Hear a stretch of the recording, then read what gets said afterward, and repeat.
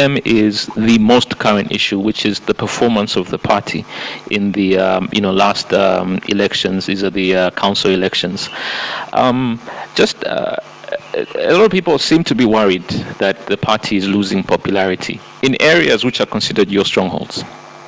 Not at all. That is what the face value could be, Luchi. But honestly speaking, this is nothing new.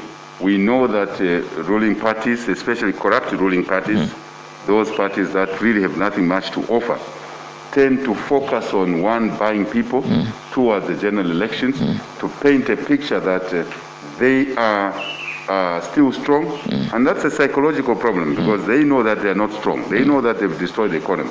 So they play around with localized elections and making sure that they can wear that face that they're still strong. They are not. Has that happened before? Yes, it has happened. If you remember, before the 2011 general elections, the MMD in office, in government, was winning by-elections almost everywhere. The PF and us were losing by-elections in almost everywhere into 2011. Also, PF lost about 22, 23 MPs to MMD in government towards 2011 elections. But the people of Zambia were decided already. When the election came, the MMD lost the election. Between 2011 and 2016, PF won by-elections in Western Province, for example. Let's pick Western Province as one example. They won Mangango parliamentary by-election. They won Mulobezi parliamentary by-election, where I was really attacked, viciously attacked. They won a couple of wards. They had Mongu Central parliamentary election, parliamentary seat. They had 3 parliamentary seats in Western Province. I'm talking of PF. When we went to 2016 elections, there was no sign that there was PF there. They were wiped out completely. And that's the way it is, because in a localized election, you can manipulate voters, you can send milli-milli, you can push money on the queues, you can abuse DMMU and give a semblance that you are popular when you are not popular. It's self-deception. I can give you another area. COVID-19 is being abused, whereby we are also supposed to, all political parties are supposed to observe health guidelines. The PF are not. And they go out campaigning. We are not allowed to campaign freely. Some of us are not even allowed to move freely. And then an election is held. Somehow the ECZ has forgotten their duty to make sure that elections are free and fair. And they allow all the hanky-panky going on. And the ruling party, like PF, which has delivered nothing, says they've won an election. They're not winning elections. They are deceiving themselves. Lastly, on this point, I want to say, people keep on saying, Luchi, HH has lost, UPND has lost. They keep on saying UPND, HH has lost. The one who is losing is the people of Zambia. It's the children of Zambia who are not in school. It's those who have no jobs. They've all lost, we've all lost. So this is a collective perception of loss. I would like to put it that way. I don't consider it a loss to a political party or to HH. It's the people of Zambia that are being cheated. They are the ones that are losing the opportunity to have a better leadership, giving them opportunities, jobs, education, business. It is the people that are losing. And until people realize that it's not HH losing, it is them losing, it's us losing, then they'll stand aside. When they realize it's us losing, they'll work together, as we've done before, to deliver independence, to deliver multipartism in 1991. We must work together going forward. Thank you. You don't think that there is need to change your strategy then? And I say this because, some people say that and I can understand currently, I can understand the situation currently because of COVID-19. Yes. But I still have to ask the question that people say that you've lost, you're not on the ground anymore, that you're not speaking to people in the rural areas. I want to give you an example. So this is somebody who is on Twitter. His name is Clem Otivate. And he says that UPND need to give out the manifesto and not this 10-point plan. They need to localize it, make it to suit the Zambian local man, simplify it to the point. Someone else says, I personally think that HH has been misled by a large number of people on social media. The massive voters do not subscribe to hearsay. They want grassroots work and involvement. We take advice, which in the first place, we take advice. Any advice must be listened to. Positive, depending on where you sit, in favor, we must listen to it. The advice that may not be in favor of what is obtaining or happening, we too must take. That too must be taken. That's very, very important. That's the difference we also bring to the table. But the issue here is that we are aware that the conditions have changed. We are aware that in 2016 there was no such social media penetration. It was not there. Everybody must take advantage of technology. That's a fact. It is also true that we must reach out to the people. And that's why we need all our people, all those who support change, must get involved in their localities. HH can't be everywhere all the time. Sometimes we forget. Sometimes we forget. Let's give you an example of Western Province. I have been to by-elections since 2016. Save the time I was in prison, the longer time I was in prison, 127 days. I went to the Sesheke by-election. I'm sure you remember. We won in a very, very brutal election. I went to the Mangango chairman, sorry, not Mangango, Kaoma chairman elections. We won. And that's where our dear young Lawrence Banda was killed in cold blood. And nobody has been arrested. I was there. We won. I was in a ward called Shikombe ward in Kaoma. I'm talking of after 2017, after my arrest, we won. I was in Nangula by-election in Luena constituency. We won. So people forget that. I was in, in Katete by-elections. I was in Lundazi by-elections. I was in Katuba by-elections. I was in the Bahati by-election in Luapula, where I was not allowed to campaign. I was present there for 4 days. I only had one meeting. The rest of the meeting, I was told I was not allowed to campaign. Which law? No law. People forget all these issues. That's why we must multiply the HHs. Everybody concerned about the situation must be part of the HH change process, UPND Zambia change process. In Chilubi, Luchi, I went to Chilubi. I was meant to be there for 1 week. I was only allowed one meeting, illegally so. I was hounded out like a common criminal. People may have forgotten already. Chilubi parliamentary by-election. And without campaigning, we got almost 6,000 votes. Now, in a general election, it will be a different situation. So I think it's important for people to contextualize. People must not miss HH being in detention, HH being tear gassed, HH being beaten and like gunned down, like being attempted to be gunned down, like Sesheke. So are we saying that we want to see more of the Sesheke bloodshed? We want to see more of Lawrence Banda shot at? Because of the conditions that have changed, because of the brutality that is there, I ask all the citizens of Zambia who are suffering, and the majority are suffering, to get engaged, to be the HHs in Chilubi, to be the HHs in Kaoma, to be the HHs in Rufunsa, everywhere. Is that the plan? Is that the strategy? I'm not sharing that in public. No. So I know that there are, as I look in the horizon, I know that there are a few by-elections, because of, sadly, a couple of members of parliament passing away recently. So I do know that there are a couple of by-elections that are being planned. Will that be part of the strategy going forward? Good question, Luchi. There's a combination of tactical and strategic maneuvers we are engaging in. We are evolving because of the brutal oppressive state, one, which is unacceptable, and Zambians must say no to it. But also because of the coronavirus. We have to evolve new strategies, new tactics. I will not disclose them in public, but we already implement them. Let me give you one example, which is maybe not a secret. You are aware that media freedoms have been curtailed, are being curtailed by and large. You are aware of that. You are aware that radio stations are being attacked. You're fully aware of that. Chinsali radio program, my radio program was disturbed by thugs who are known in Chinsali, but no one is in police detention or detained. In Isoka, since the Isoka saga, we've taken a decision and sent a message that if the police do not protect us in those radio programs, protect the radio station, protect the journalists, protect our members, protect me, we will defend ourselves in accordance with the Constitution, and that will continue. So I make that as a public position amongst many other tactical and strategic maneuvers we're engaged in, that if you attack us at a radio station, you attack the journalists, we will defend ourselves. And we have since defended ourselves within the remit of the Constitution. We will continue doing that. And I want to send a message here to all the people of Zambia. If you are being brutalized by a small number, only a small number of PF thugs at a bus stop, defend yourself.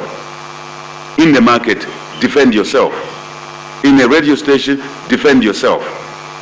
On a bus, defend yourself, because that's what the Constitution says. To avoid that chaotic situation, we've asked the police to protect all citizens, to do what we will do when we are in office, to restore the rule of law, to restore order, just order in society. We are sworn in at 10 o'clock in the morning, 10 hours in the morning. By afternoon, there will be law and order. There will be no thuggery.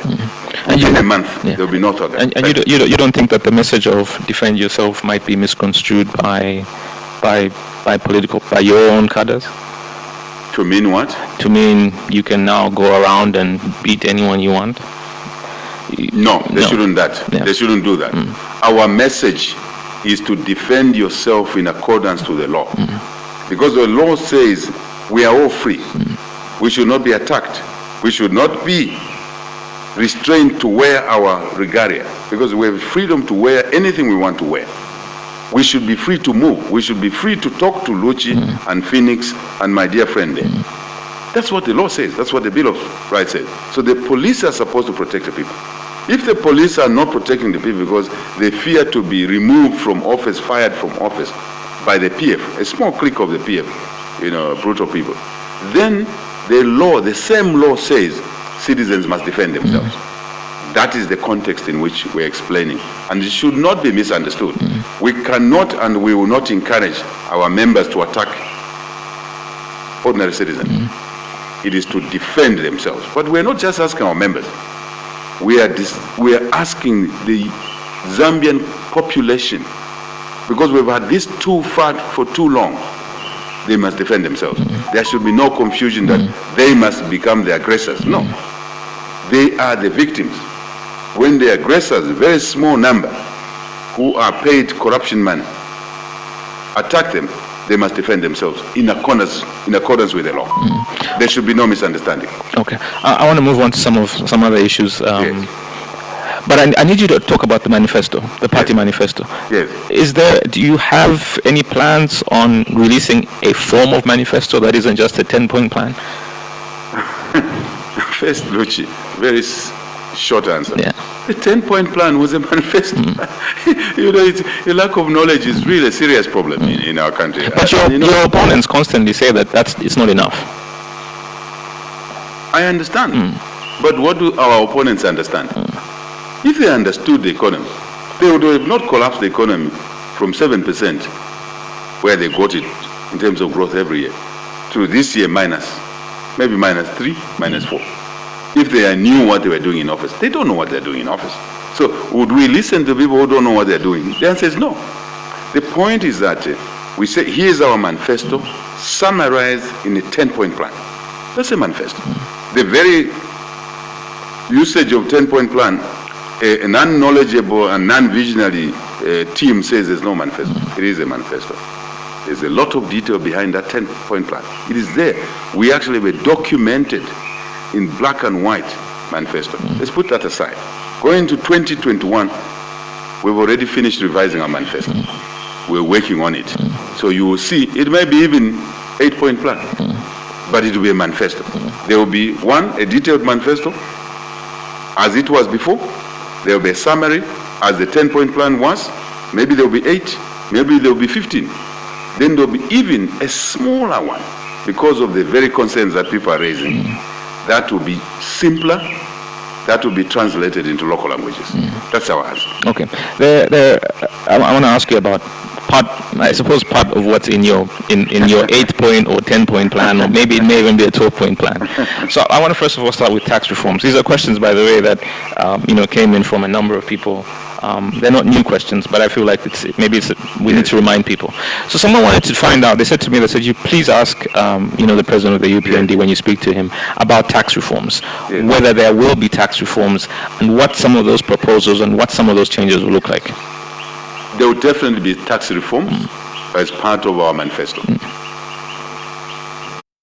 If you look at a 10-point plan that some people would like to talk about, they're non-knowledgeable people, and they're only in the PF by and large, right?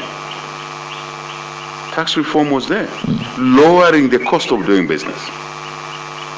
We want to increase business investment, Luchi. We want to increase investment. To increase investment so we can grow the economy, we can create jobs, we can create business opportunities, we can support education, even for the orphans. Bana banshiwa, bana bamasie, bamuhyala. To be able to buy medicines in hospitals, because there are no medicines in hospitals right now. In order to support the youth, the women, the taxi drivers, the bus drivers, the truck drivers, we will have to invest more to attract investment.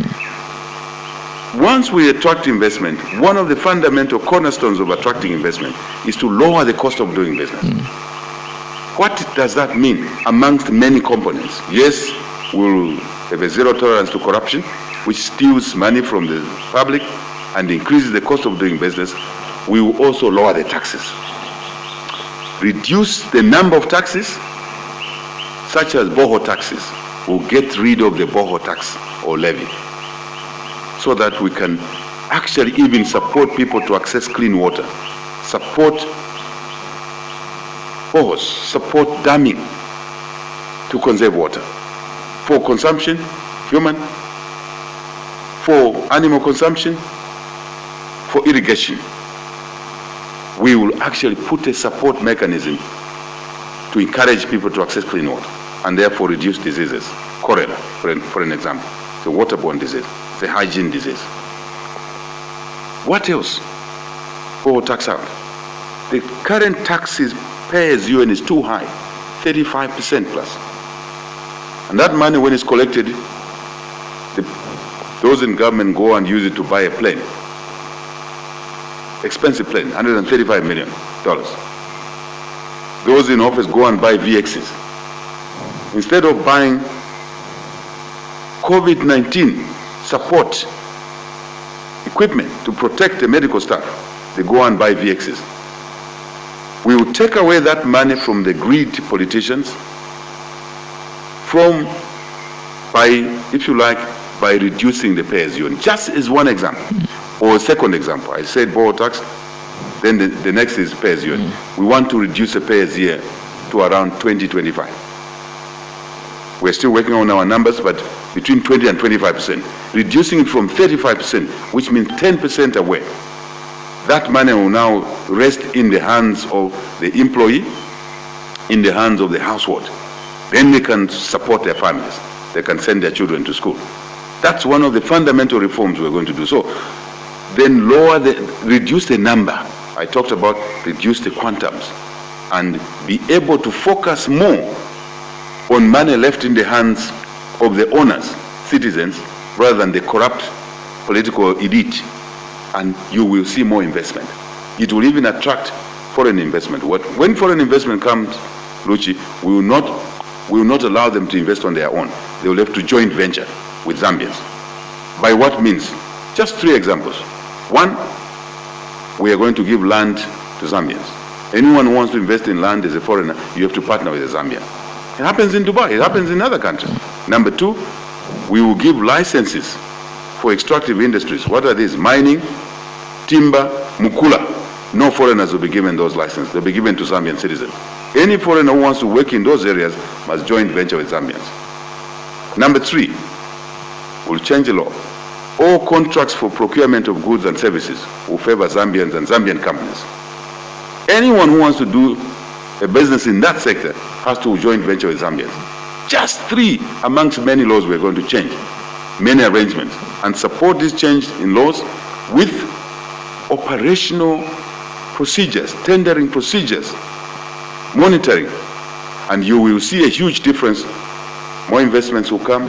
Zambian investors who should anchor any growth in the economy are local people. Then you will see more jobs, you will see more businesses. There will be money in the homes of the people. And are you confident that by creating these laws that you won't sideline or you won't scare away investors? And I only say this because of what we have currently, where it does look like those who are in government, in a way, fear investors. And that's why investors are able to take advantage of Zambians and in the way that they do. The simple answer, Luchi, is no. It will actually attract investment. You're talking to a person who is a business person. You're talking to a person who is a farmer. Mulimi Munzano, fellow Zambians, fellow farmers.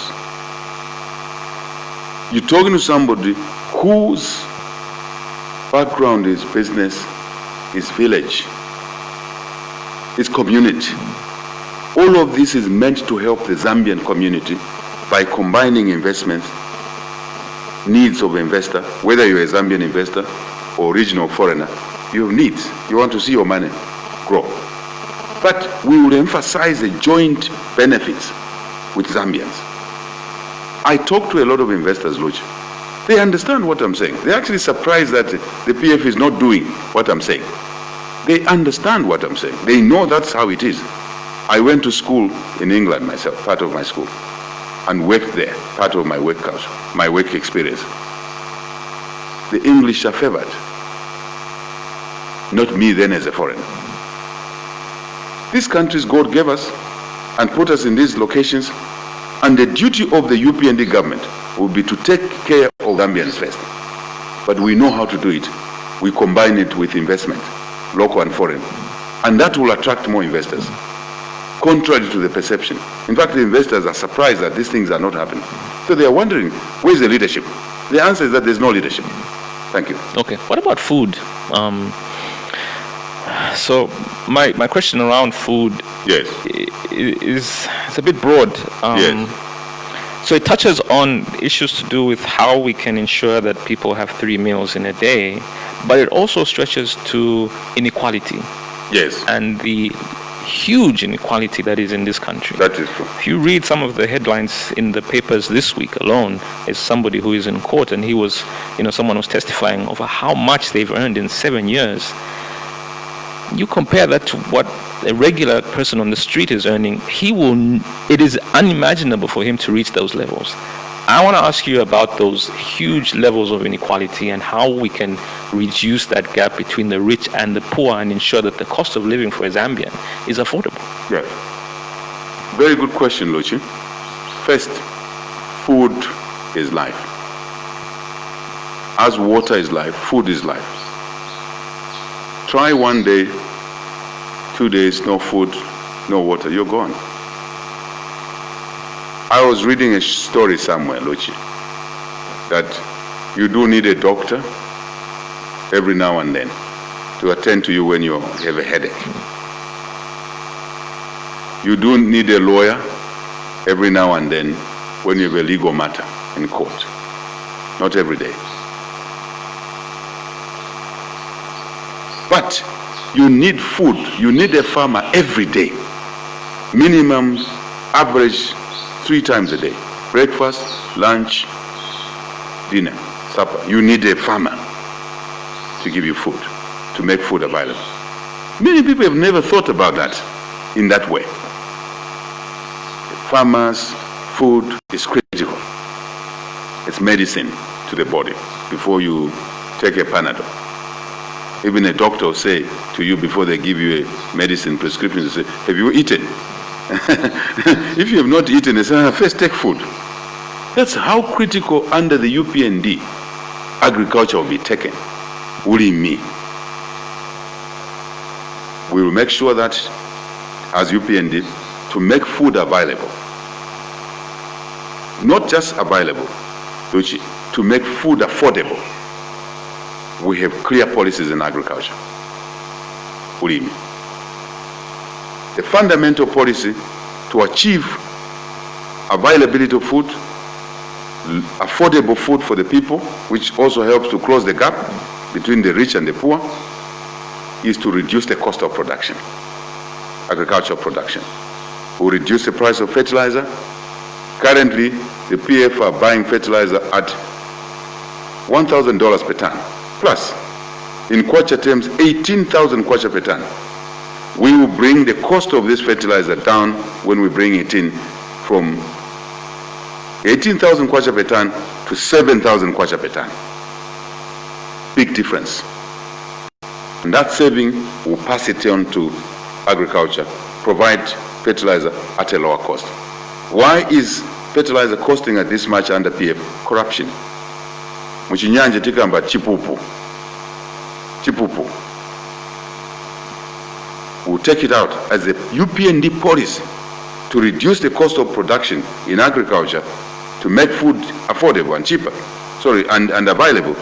We'll take out corruption, improve buying methods. So corruption is the only reason why? No. Okay. I've just continued. Okay. Take out corruption, improve the buying methods. That's the second. That's the second point. Improve the buying methods, which means we'll buy not spot, which is ungu, timakamba sport, which means when you need the fertilizer, tamanga utugule, nomba ushite fertilizer. We will be planning ourselves, buy fertilizer and inputs ahead of time, which is ungu. In business we say buy forward. Instead of buy spot means now, manje, you pay more. Ngati ugula manje, you pay more. When you buy in accordance to your proper plans, ahead of time, you are able to negotiate the prices. That's what we'll do. Number two. So all of that is meant to lower the cost of farming. And other businesses, by the way, similar principle. For fuel, similar, because fuel affects all the whole economy. So, but let's stick with this for a short while, because this is very important. So we buy forward. Number two. Three, we buy larger quantities, therefore negotiate prices. Let's leave that point. Let's go to the third point. Then we will be more efficient as UPND in the transportation logistics mechanism. The fertilizer going to Eastern Province will not come through Dar es Salaam, will come through Beira. And when it comes through Beira, which is next door in Mozambique, it will be dropped in Eastern Province, not transported here and then taken back. You are double costing, a double layer. Efficiencies. I'm just giving you an example. That's what we're going to do. We will do away with what is called FISIP. We will have what is called Agricultural Support Program, overall agriculture. Agriculture is not just fertilizer, it's not just seed, it's also cattle. And it will differ how to the current FISIP? This is exactly the point I'm just about to make. The current FISIP fertilizer is too expensive, we'll lower it. Fertilizer goes to people who are not farmers, to PF cadres, then they resell it to farmers. PF cadres even create cooperatives when they are not farmers, they don't even know what farming is. Or garden ka tomato kumbuyo kwa nganda balibe koma batenga fertilizer, as they are doing in the COVID donations now. Masks are being sold by PF cadres, masks which we donate and other people donate. It happens in agriculture. We'll clean up all of that. One major difference. Inputs will go to the farmers at a lower cost. What else?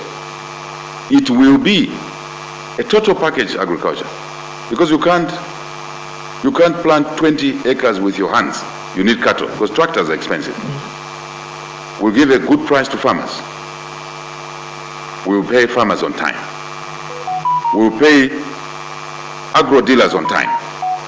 We'll pay transporters on time. Then farming will change. We'll also bring irrigation, livestock disease control, and we'll agro-process. That's all part of what we call under UPND Agricultural Support Program. Agro-processing, instead of selling maize to Congo, we'll be selling milling, so that we keep the jobs, create more jobs, milling jobs here. We will transport the milling, give our transporters business, instead of their trucks sitting on rocks. Very important. We will sell stock feed to Botswana instead of selling maize. We will be able to deal with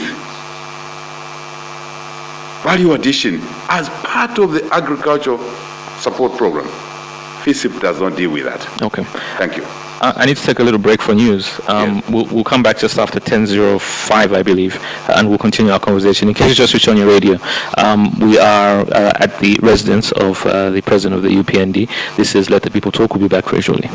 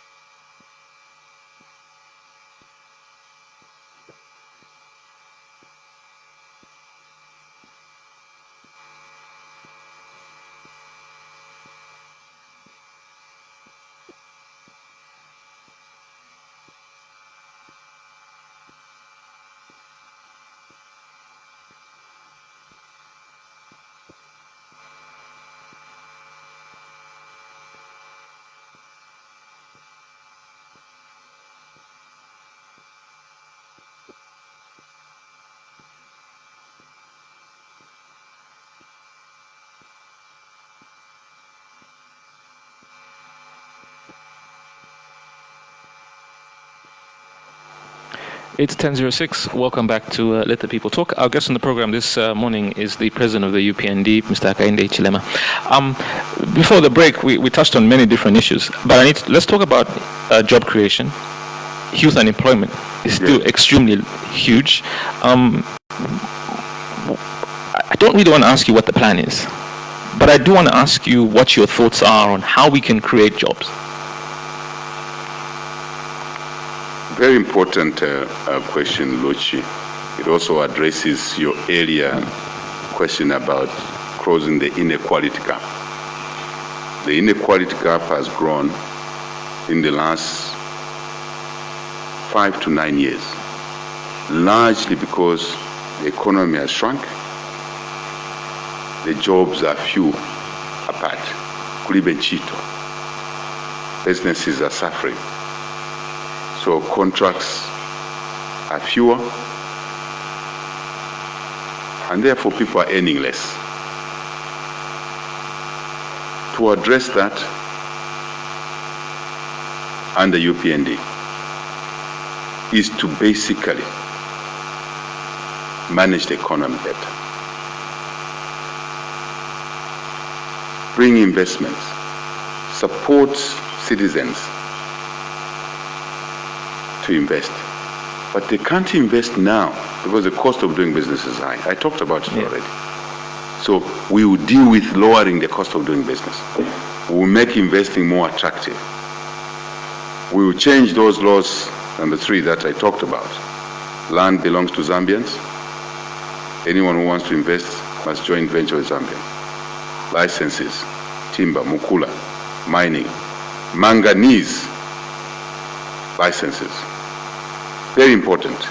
So as the basis of job creation, we lay these policies that make investment attractive. Earlier we talked about taxes and how we want to bring down pay-as-you-earn from 35% maximum to about between 20 to 25. It's just small bits of work we're still doing around there. In the manifesto, by the way, the 2021-2026 manifesto. Very important. Taking away some taxes. Because right now, if you want to do some gardening on your bore, the cost of a bore is higher because there's a levy on the bore. When we remove the bore, tax, and even support people to sink bores and construct dams, we will make water available for producing tomatoes, producing vegetables, producing food and other products. All these are measures that we put in place aimed at increasing production, creating jobs. Very, very important. Another layer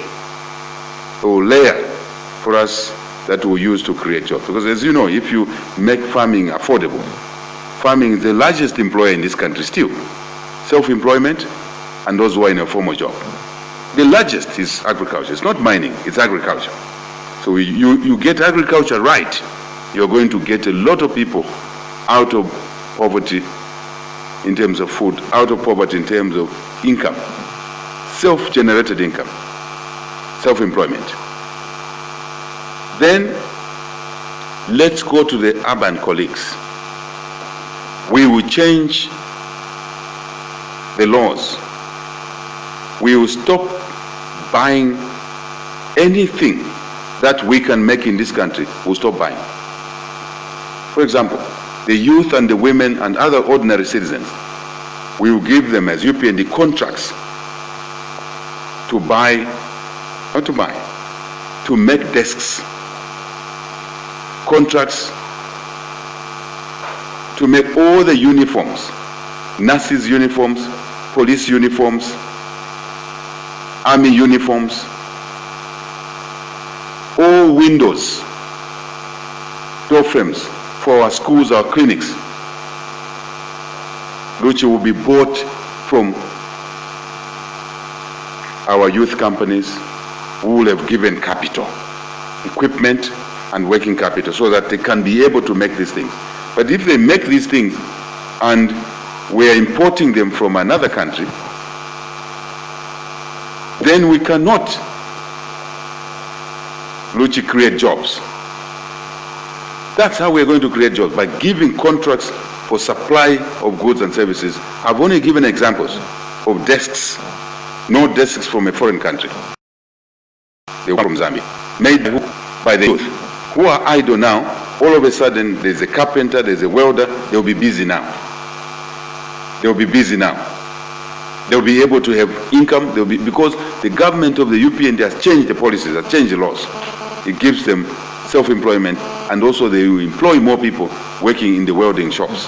Obviously, the assumption is that we will make sure that electricity is available. There's no load shedding. What else are we going to do, Luchi? We are going to make sure that we promote value addition. Let's take mining value addition. In Luapula, we have Chipatika mine in Puta, for example. Chiputa. And our people mine there. First, we'll give them licenses to Zambians to mine. But now those who are mining, they are selling manganese at $50 per ton. UPND will change that to value add. We will put a processing plant around the manganese production areas to benefit the local people, to benefit the youth, to get jobs. By putting just a $10 million processing plant for a manganese producing areas, we'll be able to sell manganese at a higher price.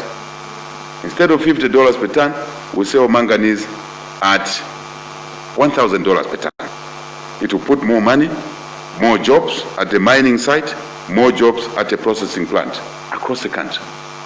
That's where the jobs will come from. As I said, in other areas, for example, copper, instead of selling the copper bars and tracking them into Durban, into Walvis Bay, into Beira, in Mozambique, we will be able to make more copper wire in this country, the way Zamefa does, more Zamefas, to process copper into copper wire. What does that do, Luchi?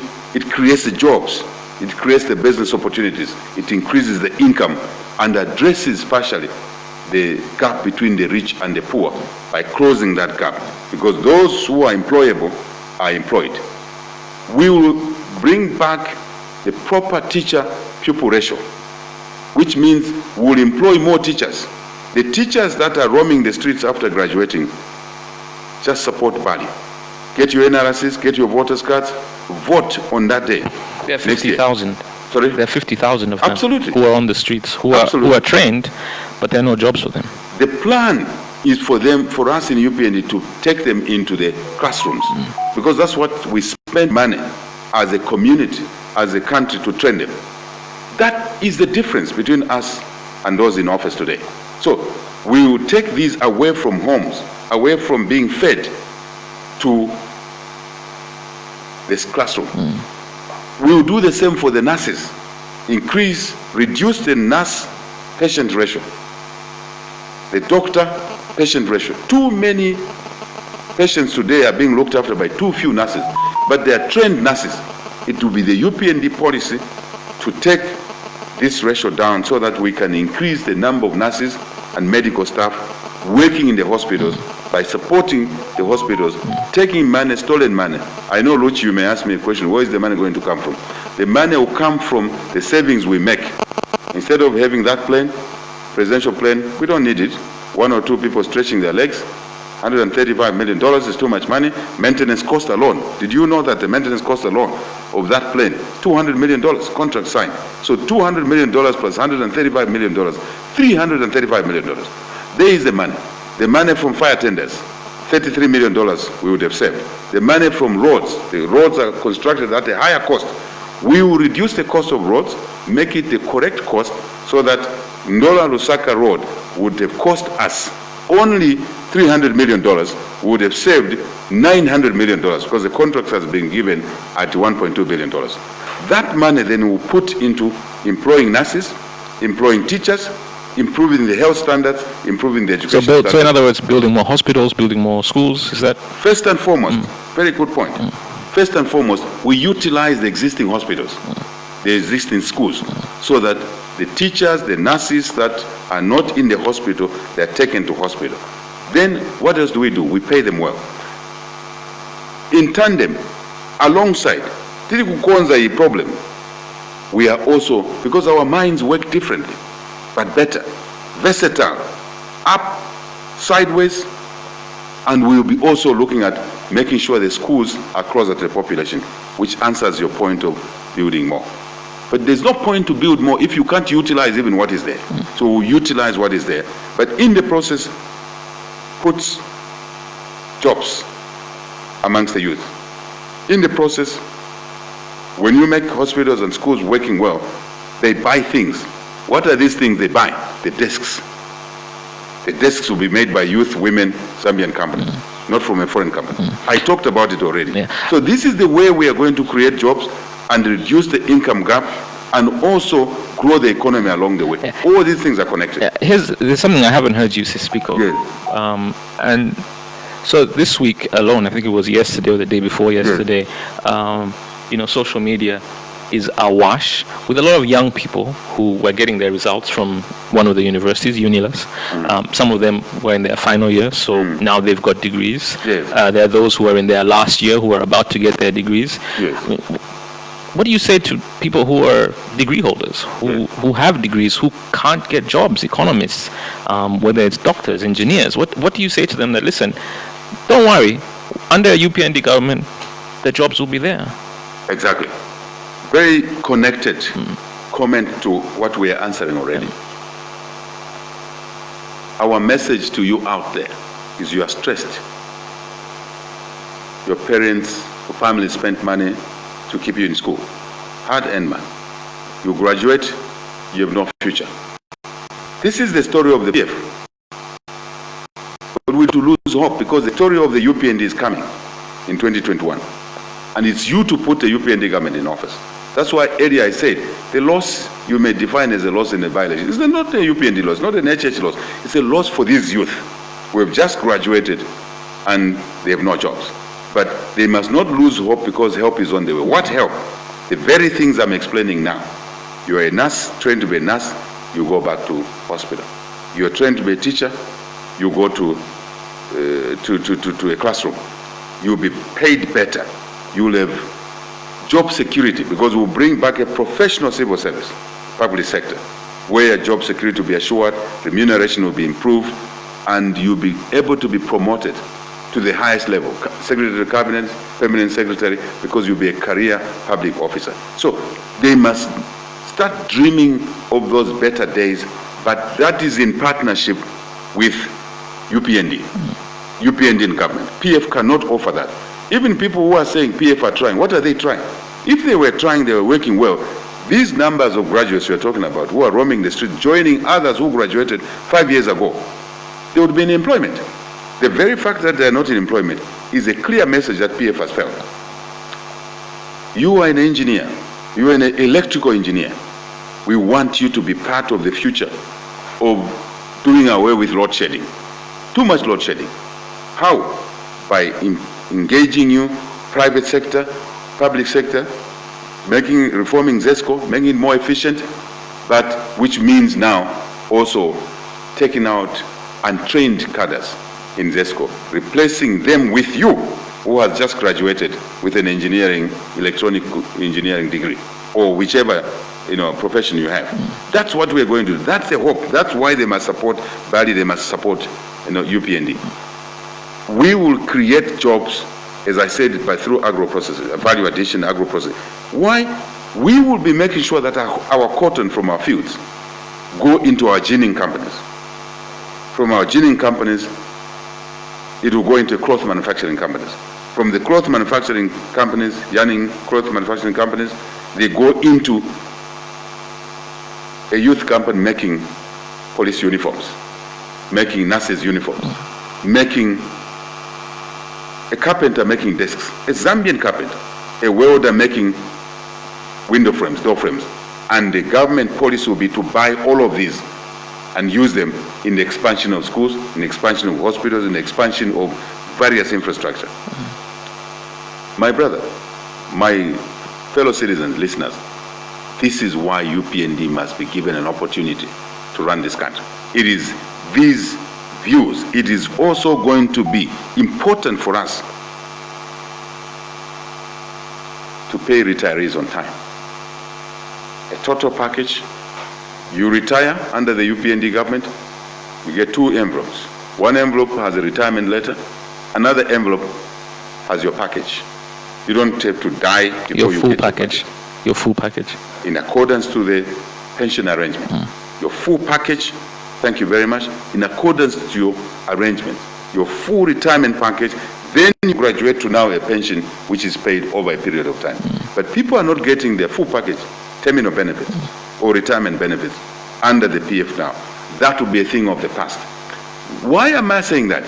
It does lead to jobs. It does lead to income. It does lead to dealing with inequality, income inequality. How? You retire, you are a civil servant under the UPND public sector worker at 55 years old, not 65. You retire at 55, you are given your package, you can invest in agriculture, you can invest in another business, then you create jobs. That is the connection. Still dealing with employment, business opportunity, and inequality. How else does it help? Why am I talking about that? People fear to retire now because they have no package. If the package is available, they will retire. When they retire at 55 years old, what does that happen? Or what does that do? 2, 3 things. One, it creates a gap at the bottom. In fact, before that, number one, the people who were next to the retired individual, if the retired individual is a permanent secretary or a director, it means if it's a permanent secretary, the director will get promoted to permanent secretary. The director leaves a gap here. Assistant director gets promoted to the director because the director has become permanent secretary. Motivation, succession, progression. At the bottom, number 2, you create a gap now for a graduate. That's where I'm going. A graduate to enter the job market as they graduate school. The way I did, Luchi, we want to return to the days. I graduated, I wrote my final exam on a Friday, Luchi, at UNZA as an undergraduate. I rested on a Saturday and Sunday. On Monday, I had a job, a full-time job. How? Based on 2 things. One, on my vacation employment. So we retain the youth. Mwemi sepera. Ama youth, mayufi aba nandi. When UPND is in office, we'll go back to the days when I graduated. When you are still at school, we'll link you to industry. You'll be able to get a vacation employment. So an employer will identify you at that stage, the way I was identified. We'll return to that level. Which means that which is different from being an intern. Because similar. Vacation employment, intern, vacation employment. And people, I don't know, were you being paid when you were on vacation? Yes. Yeah. Yes. I mean, that's different now. I mean, you got an allowance. Now people abuse interns. That's abuse of labor. As an intern or a vacation employee, I used to get a salary. And that's when I started business. Which during vacations, I'll get a job, I'll get a salary, and 1 week before school, I'll leave my vacation employment. Those days there were shortages. I would go into Botswana and buy certain things. Like that's and then sell at UNZA. I started business as a student. My room was a popular room because there was a pressing iron, very important those days. There was an electric kettle, and even momas used to come around. So that's a different subject, right? So let's stick to the issue. We will return the country, because we'll run the economy better, back to internship, vacation employment, where you got paid. Something, not a full salary, because you're still a student. Just imagine, you students out there, not just you graduates, you students. Bali is in office, you've put him in office because you've got your NRCs, you've got your voters card, you've voted for Bali, you've protected your vote. All of a sudden, you are going to be attached to industry. When you are a second year, that's how we used to do it ourselves. Second year, third year, fourth year. As I graduated, I was offered a job on a Monday based on vacation employment, number one. That's the point I wanted to make. Number two, based on my results, previous academic performance. The employers knew that HH will graduate, no question about it. I was given a job. By the time some of my colleagues in the same class got their results, I was promoted already 1 grade and I became their supervisor. The rest is history. I want to retain the young people. Don't lose hope, because I want to retain the country to those days. And you too will have an opportunity the way I had. Okay. A boy from the village had that opportunity. So all of these are job creation opportunities, textiles into cotton, into nurses' uniform, business along the way, jobs along the way, opportunities along the way. That is what we are seeking change for. It's the same in mining, it's the same in agriculture, it's the same in services. Tourism. Only last week, I was talking to colleagues that are Luchi willing to bring in $1.6 billion in tourism. It's a long story, but the short of it is that this is money that will not come from the taxpayer. But when they bring in that money, they will joint venture with the local communities in the tourist areas, in the game areas. Local communities.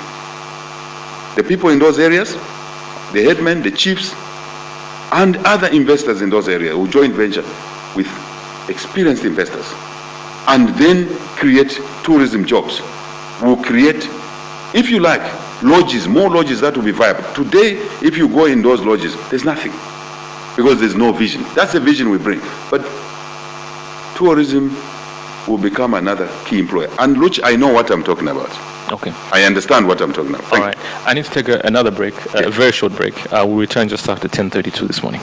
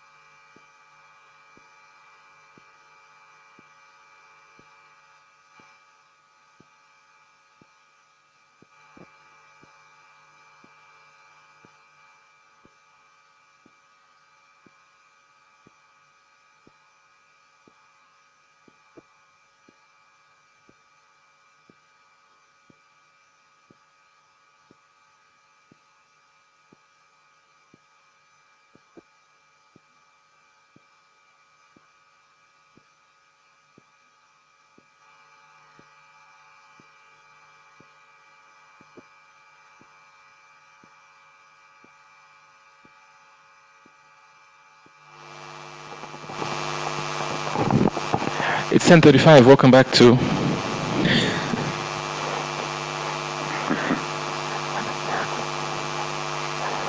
All right, it's 10:35. Welcome back to Let the People Talk. Our guest on the program this morning, the president of the UPND, Mr.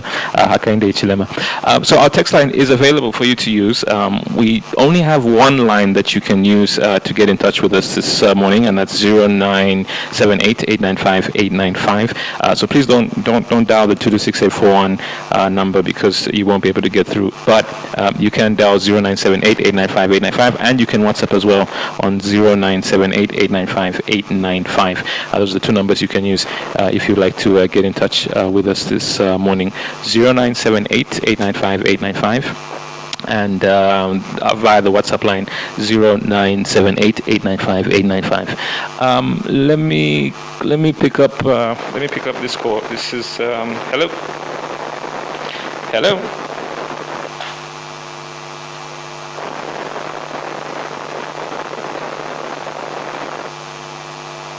Mr. Ngwale, how are you this morning? Fine, thanks. Well spoken, Mr. President, my party president. It's not my intention to adulterate or you to contaminate what you have said. All that I'm saying that instead of us waiting for 2021, I'm appealing now to government. Please get some of these things which this great leader, Hakainde Hichilema Esquire, had said. Don't rubbish. Please don't do so. But my party president, I've got one complaint. My party president. Throughout your deliberations, you have not mentioned, even by the slip, SLIP of the tongue, you have not mentioned the persons with disabilities. You're talking about children, youth, the wild children, persons with disabilities. People will have wrong impression about us, the UPND. They will think that we are not concerned with persons with disabilities. So my appeal to you, my party president, is this. Please do what Marawata said at one time, directing his ministers and said, wherever you go, even if it means mentioning them irrelevantly, mention HIV/AIDS and persons with disabilities. That was directed by HIV. So I'm appealing to you. Mr. Ngwale, thanks. Mr. Ngwale, thanks. Okay. All right, Mr. Ngwale. Okay, Mr. Ngwale. Thank you very much, Mr. Ngwale. Do you want to comment on issues around people with disabilities? Yes. Mm-hmm. I think that's a fair comment from Professor Ngwale. I'm very grateful that he's raised this matter. The matter of persons with disabilities are at really the center of our heart. And basically, we do appreciate his comment, but be assured that you are integral to all our programming, you are integral to all our policy framing and implementing those policies. When we talk about support to the youth, to the women, it's critical that support will also go to persons with disability, because we are part of one family. We are one family. In our households, we have persons with disabilities, living with disabilities. So we are one. So we are integral. So we'll continue singling out. We appreciate that. You will not be left out. You will never be left out. Even in the cabinet, the UPND cabinet will make sure that there is representation based on a matrix of skills, on a matrix of inclusiveness from all the provinces of Zambia, on a matrix of gender, on a matrix of youth, on a matrix of number 5, persons living with disabilities. So you are integral. I appreciate that. All right. There's a question here from Morris in Chingola, and Morris's question is, where will the money come from? Because the country is in debt. What about the industries that we had during the Hakainde days? Do we see them coming back? Well, very quickly, again, Morris from Chingola, thank you very much. The money is there. This is what I've been saying throughout our political activism since we entered in public office, seeking public office, and even since inception of UPND. This country is rich. It has resources, water, land, people, minerals. We were talking about manganese. We'll be able to upgrade the value of manganese from $50 per ton to $1,000 per ton. A lot of money. But Let me give you two examples of where the money is being wasted. One is the debt itself that my colleague Maurice has talked about. We will not borrow money recklessly in the manner PF did. We don't need to borrow money. We have enough resources here. So PF borrowed money, expensive. That's wastage. They could have borrowed money instead of 10% or so, they could have borrowed money at 3%. We will not allow that to continue. Two, when money is accessed under UPND to be used in the revenue generating areas, to support agriculture, to support tourism, to support industry, to support youth programs, to support programs for the different people living with disabilities, to support programs for women, for the poor, for the orphans. Number three, we will work on, for example, just one example, instead of bringing Sudanese in our gold sector, we will utilize, we will exploit the gold to increase our reserves and stabilize the kwacha. Very, very important. That, by doing that, it will also reduce, when we stabilize the kwacha, we'll be able to make the kwacha to a dollar exchange rate fair, which means we stop losing too much kwacha to buy $1. When PF took office, they found the dollar selling at 5 kwacha to $1. Before COVID 2019, the kwacha was selling at 15 kwacha to $1. Wastage of money. We will not do that. So it's very important. Another area, we'll cut corruption. Corruption in fertilizer, procurement, I talked about it already. Corruption in fuel procurement, we'll cut that again. Corruption in road construction. Give you one example, how we will save the money. Just Lusaka-Ndola Road, I talked about it already. That road should cost us $300 million. PF are costing it and costing us at $1.2 billion. We save $900 million. That money is too much money, enough money to support youth, women, to support tourism, to support agriculture. So we will have a zero tolerance policy to corruption. Okay. We'll save money. Okay. There's a lot of money. It is just the way it's being used. It's being wasted to buy planes, to buy VXs, to travel around. We will not do all of those things. We'll cut costs and save money and put it in investment. Thank you. Do you also want to comment about the Electoral Commission? There's a question here from somebody who wants to comment from you about the Electoral Commission trying to create a brand new voters' roll, disregarding the previous voters' roll. There are other issues, obviously, around the Electoral Commission. Yes. For example, the period of time for them to conduct this exercise. Do you want to comment on that? Yes, yes. Electoral Commission of Zambia. Electoral Commission of Zambia is not acting correctly. One, it will not be possible to register 9 million voters in 1 month. It will not be possible. So what we need is to continue with the existing voter register and then upgrade with new voters. So that's the way it should be. So we refuse for ECZ to do away with the current voter database. They must do what is called incremental work. The 6 million that are there, they can register another 3 million.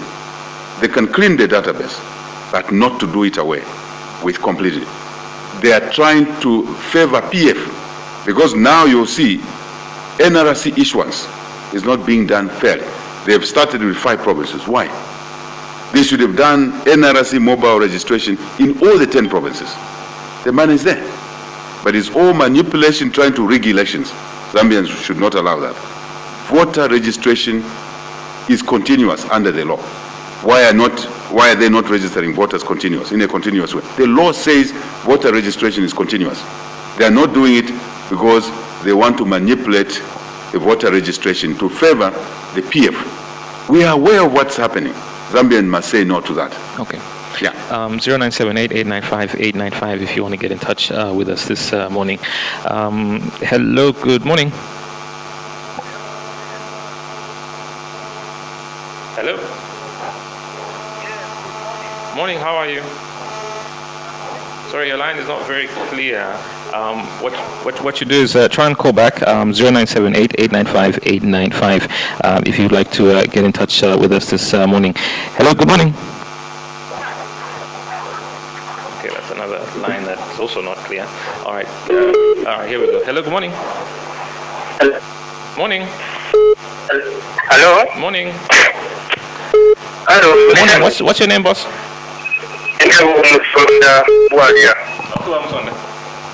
Yeah, I'm quiet. President Mulishani. Babwalieko tuli mulishani mwe. President, ayama by-election gayapitiraya.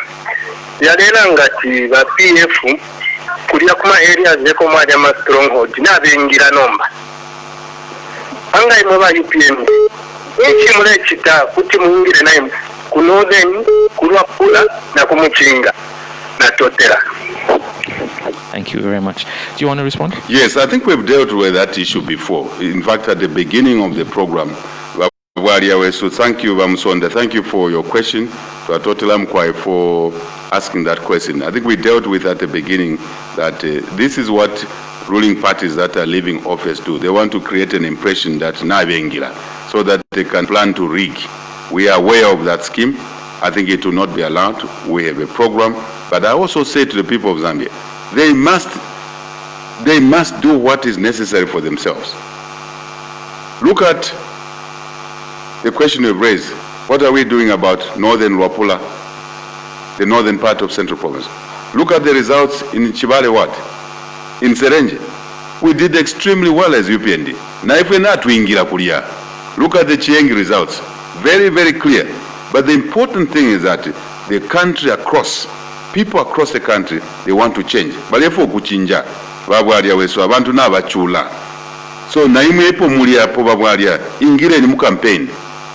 Do not wait for HH alone. HH muntu umofye. HH akwata only one vote. Imwe ni mwewe mwakwata amavote ayengi. Nga mutamulechula kuti mwaikala pangana. Nga mulechula abana balechula tabakwata enchi tabalea ku maskulu mupatalata kwa bamiti muingire mu campaign. This is like 1991. The campaign is for everybody. Okay. Hello, good morning. Morning, how are you? Hello? Hello? Hello, good morning. Morning, ma'am, how are you? I'm very well, thank you. I have difficulties to get through. Good morning, Mr. Hichilema. Good morning, madam. This is Mombitiri, the Deputy Secretary General of the Patriotic Front. I have two questions for you. You talked about government people buying V8. Are you aware that even your members of parliament, when they go to parliament, that's their entitlement, they are entitled to $80,000 and get a duty-free vehicle, which they pay over the period of time. If you think the VX vehicles are so expensive, why haven't you encouraged your members of parliament to go into parliament and come up with a private members bill to cut reduction, or they should start buying to exist so that we save the money, because they are part of government. You remember, there are three wings of government. Your members of parliament, a large number. What's the second question? Hello? What's the second question? The second question is, is talking about corruption. On the Forest 27, there are members of parliament from the UPND who have benefited from that land. And mind you, I was part of the parliamentarians when I was elected. And the list was going around. I know people didn't benefit myself because I said I have enough. Your member of parliament, Chitaruka Sanda, she didn't also benefit. Agreed that there was corruption involved. Why haven't you punished the members of parliament who benefited from that land? Okay. All right. No, ma'am. Thank you very much, ma'am. Thank you very much. Let me see if I can try and get. More calls. Do you wanna respond to her? This is exactly, and I'm glad that this lady is courageous. She's got a bit of Dutch courage, really, and you can see that even her facts are wrong. And this is what PF is all about, a small number of people in PF. You have Dutch courage, it doesn't give you knowledge. Complete lack of knowledge.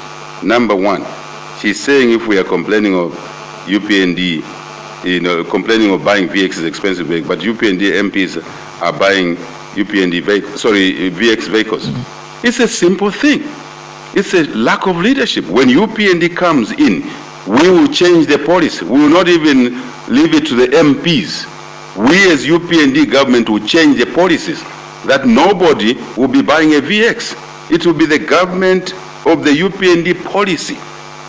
She is admitting that the PF is failing to find solutions to control costs and move the money being wasted on VXs to buying medicines in hospitals, to paying councils, supporting councils so that council workers can be paid, to make sure that children are in school, including supporting persons with disabilities. This is exactly what she's done now, and I'm very glad she has called, exposing her lack of leadership in the party, the lack of leadership in the PF. That is a beautiful question, Madam Mumbipiri. Thank you to you for coming to ask a question that exposes and confirms your inability as a PF to do the right things. What are the right things? To cut costs, to cut expenditure. So it's not the responsibility of your members of parliament. It's not the responsibility of the member of parliament. This is why we elect government, right? If, let's put it this way, why waste time to put a private member's motion which will not lead to a change of policy? Does she know? She should know that. A private member's motion in the House. And really, this is the ignorance that Mumbipili exhibits, and she has got talk time, right? A lot of talk time in her mouth. But that talk time is not backed with intelligence, right? And knowledge. A private member's motion does not lead to a change of policy, because the change of policy is driven by the party in office. And that's what UPND will do. So why wait for a private member's motion if you know what needs to be done? We know what needs to be done. We don't need to wait for a private member's motion. Mind you, even if a motion is put, is on a simple majority. A simple majority, the UPND or opposition will not win. It's the Constitution built in, we blocked it because it requires 2/3 majority. Mumbipiri should know that. She understands that. When she was in opposition in PF, they put private members' motions as PF in opposition. Together with us, there was no policy change. You couldn't change the MMD policy. We can't change the PF policy.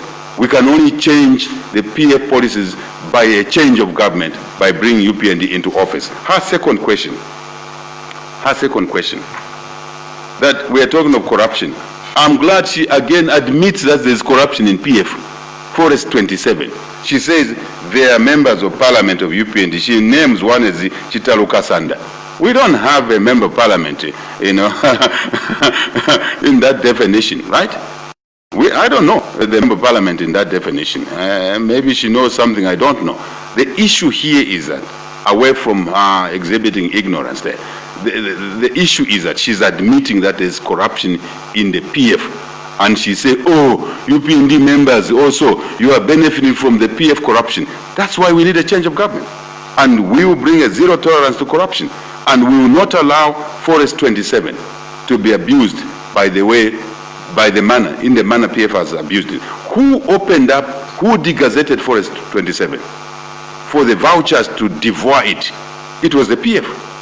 UPND will not do that. Simple. I'm glad Mumbipiri, you called Mumbipiri. I like your Dutch courage, but will help you to understand things better. PF is corrupt. Full stop.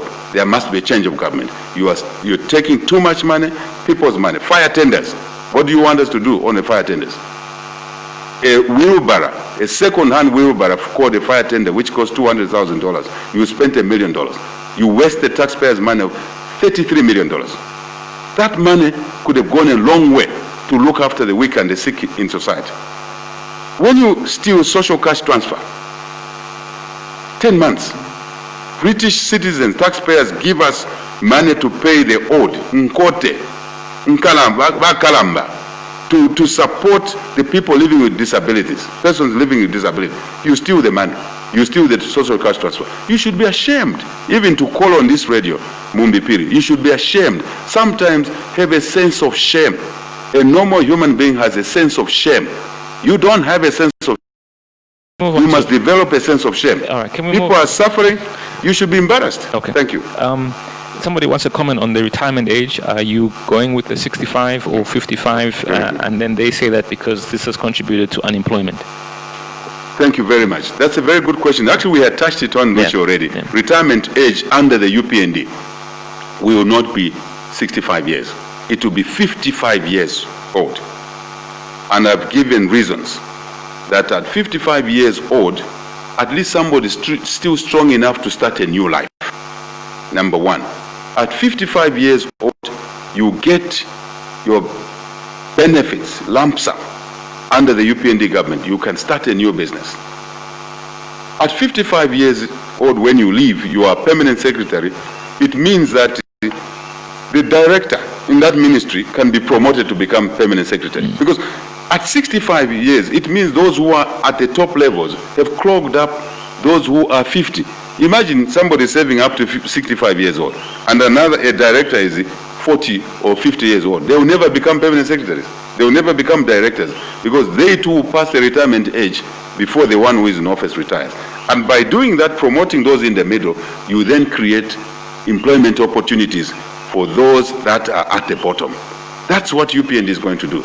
So retire the public sector and general retirement age at 55, pay lump sum, and then pension kicks in. What else are we going to do? Create job opportunities, career progression for the young and those that are in the middle. This is how we are going to run the civil service. By the way, we'll return to a professional civil service, where a civil servant will be assured of the job. You will not be retired in national interest under UPND. Those who have been retired in national interest, I ask you to consider yourselves as on leave. When UPND comes into office, we'll bring you back into your offices. Okay. We'll bring you back into your job, because you were retired unfair. 30-year-old doctors are being removed, retired in national interest. Look at the policemen in Sesheke who were retired. Wakunguma and your friends. Unfortunately, one of you died. I'm very, very unfortunate. Very sorry about that. You will be returned to your positions. You will be promoted. I'm saying this, record this radio program. You will be brought back to your jobs. You will be promoted. You will be paid your back pay, because that's what is you are entitled to. Thank you. Rodmond talks about the practicality of lowering taxes. Won't it affect the economy? And he says, or will you first need a few good years of maximum investment before you lower taxes? I love that question. You see me smiling. I can see you smiling. I love it. I love it. Because those are the questions. You were a bit upset earlier on, but now you're smiling. No. I was just strong, because you see, the PF is really hurting citizens. Citizens have never suffered like this. I'm a grown-up man. I've never seen people of Zambia suffer the way people have suffered under PF. There's no reason anyone would like to keep PF, other than a small number that are eating. The SATA true PF members who suffered with us in opposition are not enjoying. Most of SATA's diplomats have been recalled. Most of SATA's appointees have been removed. So what are they benefiting? Let them join and work with us, so that we can really achieve the true independence, that true freedom that we ask for. Okay. This is not a joke. Right, so now, in answering Rodman's question of a retirement age. Not retirement age. The lower taxes. Yes. This is exactly the irony of what we are saying. Because by overtaxing people, you are taking away what is called disposable incomes. By taking away money in the hand, let's use simpler language. By taking money away from the hands of the people, you are denying them the opportunity to save. By denying them the opportunity to save, they cannot invest. The economy will not grow. That question, the answer is actually the reverse. When you lower the cost of doing business, including taxes, you create savings that allow investments to take place. The economy will grow, then you create more jobs. You actually invariably earn more tax revenue, because the tax law, the tax policy is very clear. The tax theory says, if your tax is too high, it's penal, you collect less, people start cheating. And you punish the economy. When your tax is fair, it's affordable, People pay, they don't cheat, you collect more. It's actually the reverse of what he's saying. And that requires knowledge, it requires clarity and understanding. And that's what UPND and us have.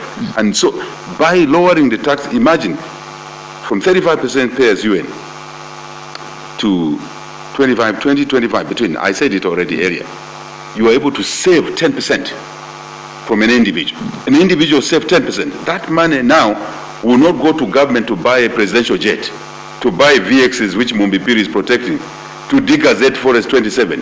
It will go to sinking a bore by the owner of that money, the employee. And when they sink a bore, they will grow food, vegetables, tomatoes, they produce more food. It will save someone who build a house. Rent, they will move into their own house. This is the iron of it.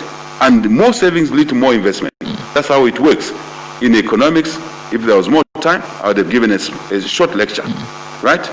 Income, Y, minus C, cost, gives you S, investment, which is equal to I. Sorry, gives you savings, which is equal to I, investment.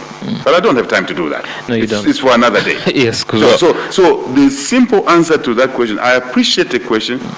It is a reverse. The benefits are immediate to the economy, and you take money away from the corrupt government, such as Mumbipiri and her team abusing Forest 27 and buying jets and buying VXs and buying corruptly fire tenders and buying fertilizer at $18,000 per ton, 18,000 kwacha per ton instead of 7,000 kwacha per ton. These are the issues. Okay. That's the difference we bring to the table. Thank you. All right. I've asked this question to you before in our studio. I've never asked it to you at your residence because obviously this is the first time I've been here.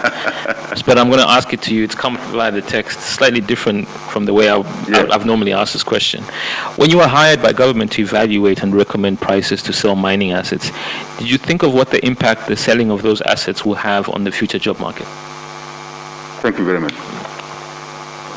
Another same question for years and years. First, let's put it this way. I've never been in government. I'm very pleased that I've never depended on taxpayers' money to live. I have no apologies to make. There are people who have lived off taxpayers' money from a young age up to the time they're 80 years old. What about other citizens? I know that question is talking about somehow mines. Yeah. I've never sold a mine, Lord. I don't know how many times I'm going to say it. I've never sold a mine. And I've challenged people that if you think HH has sold one mine, not two, just one mine, please report me to the police, the nearest police station, after this radio program, even during the radio program. But don't go during the radio program. Listen to our answers to the question, because you need to hear a different way of running the country. Go to the police station near you, report HH, that HH sold this mine, arrest him. There will be no one to come and arrest me because I never sold a mine. I've said it several times. I will say it with pleasure again. The question, you can see where it's coming from. Again, ignorance. How could a 29-year-old young man, a 30-year-old young man, who's not in Ministry of Finance, who's not in government, how could we have the power to sell assets and the MMD government then, including then the Minister of Finance who just exited, Mr. Chikwanda, including Edith Nawaku, who's still alive. How did they allow this 29-year-old boy to take powers that he hasn't got and start selling their assets? Vari kwisa limbi vale shipula vanagona vagaligona because it's not there. See, this is what ignorance does again. It really supersedes common sense. I have never had the power to sell a government asset. Recently, a young man called Makebi Zulu, who is MP in Mfuwe, said, I sold Lower Zambezi National Park. He said, HH sold Lower Zambezi National Park. It's laughable.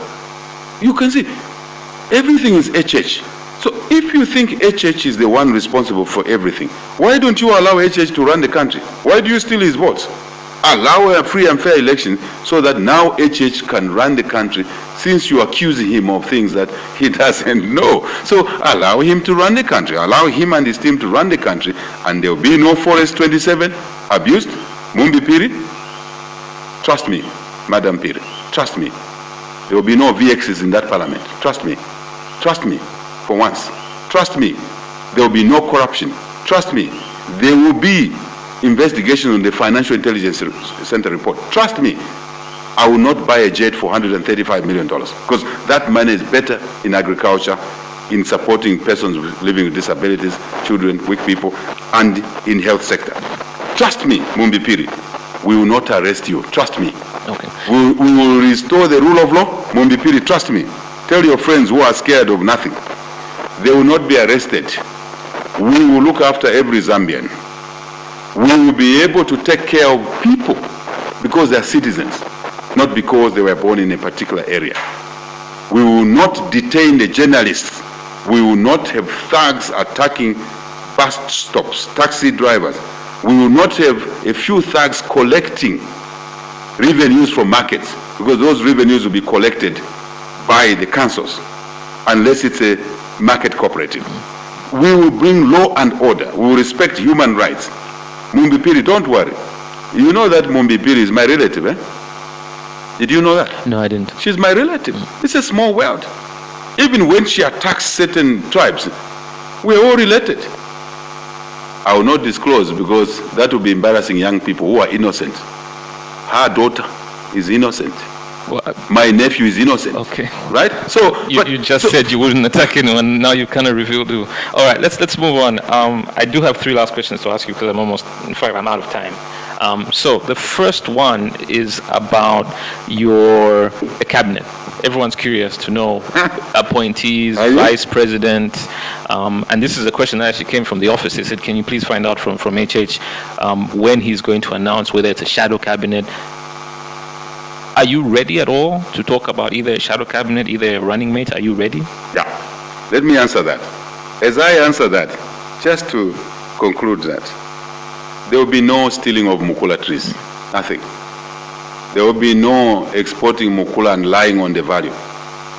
Mukula trees belong to Zambians, not to foreigners, not to those in the PF, a small clique in PF. There will be nothing like that. We will not allow Tuta Road to be like that, Serenje, Mansa Road. No, we'll work on it. Definitely. We will not allow citizens to go to jail for crimes they did not commit. Never. Never, ever, and never again under the UPND leadership. Cabinet, running mate, time will come for that. This is the wrong time. If we announce a running mate now, first, we're not there yet. But if we did it for whatever reason, they will suffer the way I'm suffering. They'll be ridiculed. They'll be arrested for no crimes. We must be smart. So that time will come.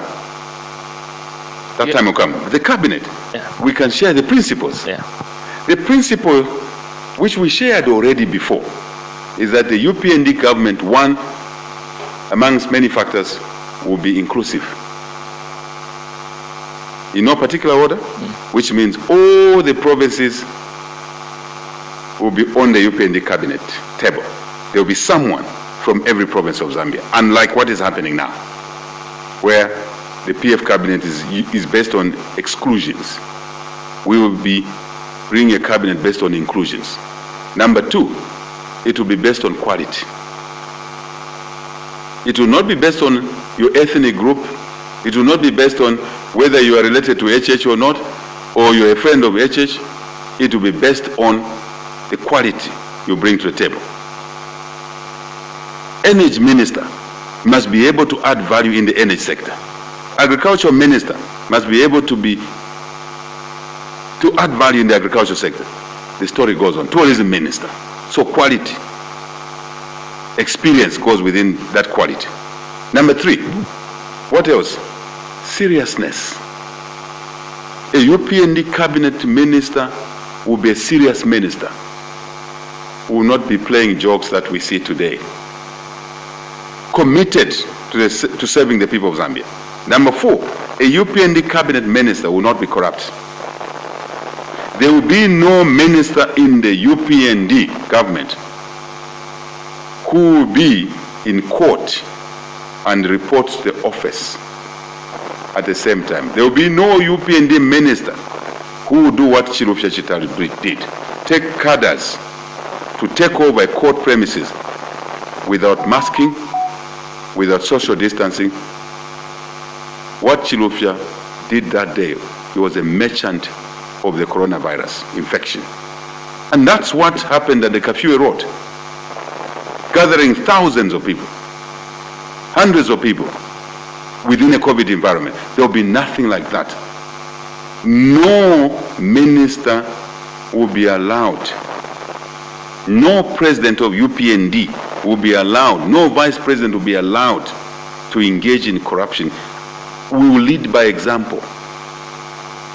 You declare your assets, you disclose your contracts before becoming a cabinet minister. Before, not after. And then you do it annually, including the president, annually. The public should know.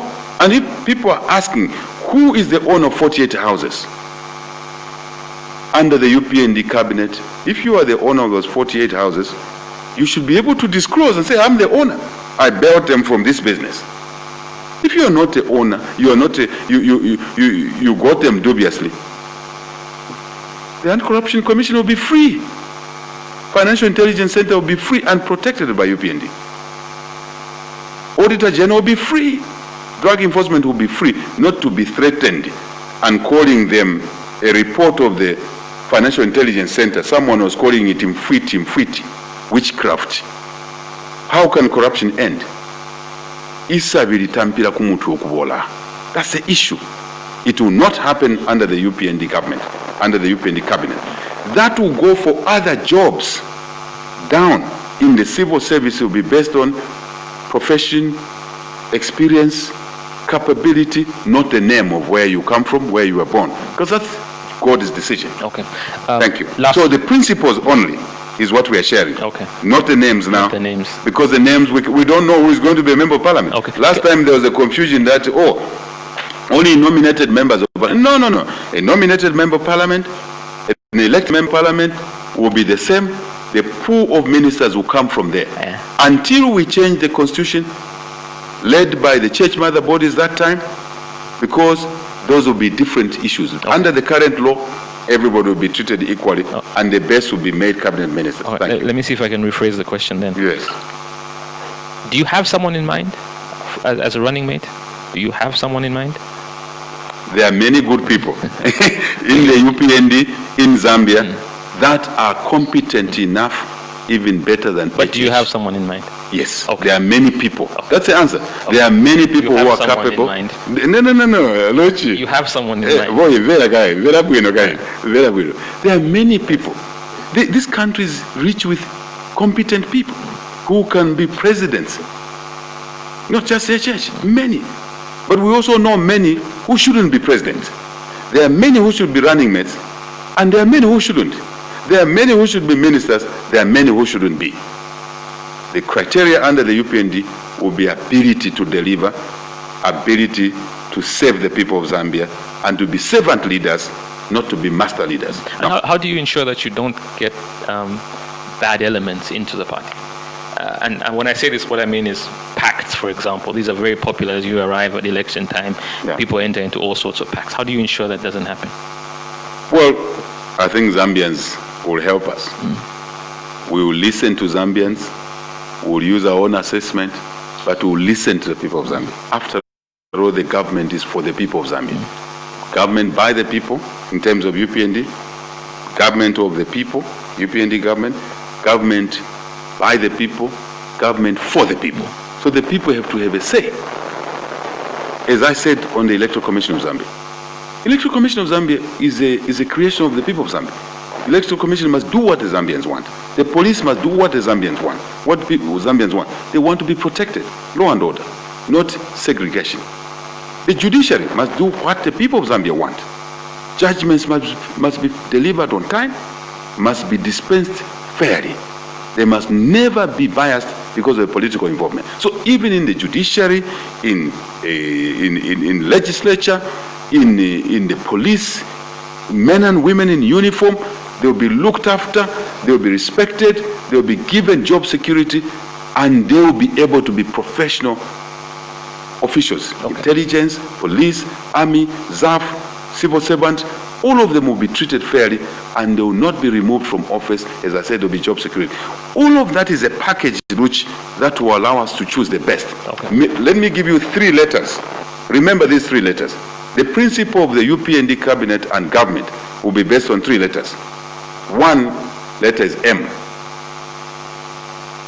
Second letter is P. Third letter is H. So MPH. What is the meaning of MPH? 1, merit. M is merit.